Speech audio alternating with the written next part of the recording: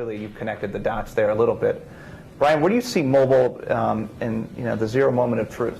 And what you guys have, you've spent a lot of time, and I think it was one of the revolutionary things in the industry, was talking about that ZMOT. Where do you see mobile in that mix, and how does that all work? Well, I wish I was able to debate twice this morning. I did a little ass kicking on SEO. If you happen to see that. Still champion after that. I would have loved to take on Larry Bruce's argument that mobile's not here. Anyone who is a student of multi-channel advertising will tell you, at least I will tell you if you don't know, most dealers are asleep at the wheel at mobile paid search.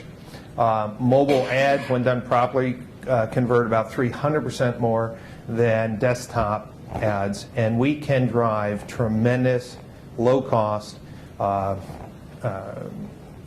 shoppers to a dealer's website mobile. And so I can easily identify, I mean, maybe not the person that's in the bathroom, as Larry was adaptly saying they were busy doing other things, but the great thing about mobile is that we can target now devices. So when we know tablet usage is up from 6 to 10, we should be pushing out video marketing, video pre-roll. So to me, is not just mobile's great, but I love the idea I can push different types of ads to different types of devices at different types of the day, and when done properly with click-to-call and different calls to action, mobile of all formats to me is the most exciting to get additional incremental eyeballs in the zero moment of truth. It's great branding, it's great traffic, and it's part of a comprehensive mix. Larry Bruce is just completely dead wrong. Yeah, we would all agree. First. I think the gauntlet's been thrown down. Yeah, that's it. Jason, what do you think? Because you know, mobile and obviously with the websites, where do you see that coming in? Because I know you guys see it. What do you see in there from the Dadium perspective? An explosion. Yeah. In March of last year, mobile represented a little over 2% of all lead submissions, email form submissions from to a dealership website. Within a 9-month period, mobile represented over 10%. I can't correlate the timing. It was last year. I mean, the tablet was not new. iPad had been out, but during that time frame of March till the end of last year, mobile took a hold and represents over 10%, sometimes 12% of all the leads coming into a dealership through internet.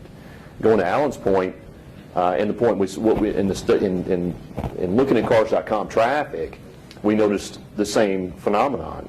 Although traffic amounts went down during the evening, the mobile usage skyrocketed. Yeah. Not only that, but enlarged images was the big difference. We could not tell why our gaps in the data were so large in the evening and so small at peak traffic times. It would tend to be the opposite, and it was that in the evenings they were looking at enlarged images, whereas at work they're less likely to do so on their monitor for fear of the boss walking by and seeing full high-res images of a Tahoe when they're supposed to be doing data analytics, ironically, and we had that problem in our own shop. So the way that they interact with the website is different. Yeah. On the mobile. Yep. It explains your phenomenon of having blasting TV for that new dealership. Because the peak mobile time also overlaps with peak TV watching time. Yep. So as they see your ads on TV, if there's not a visit us right now on www. They will instantly pull up, as we all do, pull up the iPad and log on when I see a commercial that's compelling. Yeah. It's the connections that are there today are just unbelievable. The correlation you can make is just very different. How do you make that actionable in a dealership, though? How do you, Alan, you were talking about it, how do you make that type of thing actionable? What do you do? Is there anything you can do differently? Obviously, Brian, you talk about that what I think is a pretty sophisticated way of marketing, which is, versioning by device and all that. I guarantee you most people in this room, they don't have the capability to do that right now. How do you make it actionable and also both realistic in what most dealerships can manage? Just your take on things. Well, I would say that by default, when I look at the enterprise and most of the larger website companies, the technology is available today. You just have to ask for it. Meaning that go back to your dealership and do 3 or 4 searches on your mobile device. If you're a Mercedes-Benz dealer, just type in Mercedes service, Mercedes, pick a model, and I would bet 8 out of 10 of you are not showing up in the 2 paid ads. Contact your service provider. Device targeting, time of day targeting, video pre-order, all these things are really available, but the problem is these large companies who are running thousands of dealerships don't have the ability really to narrow down. So my challenge to you is mobile and competitive mobile is available, manageable by your current vendors, but they're doing a really slow job of getting your particular dealership plugged in. So first to market, and I mean this, first to market, we'll see a significant change in the ZMOT exposure, online branding to the mobile consumer. Agree.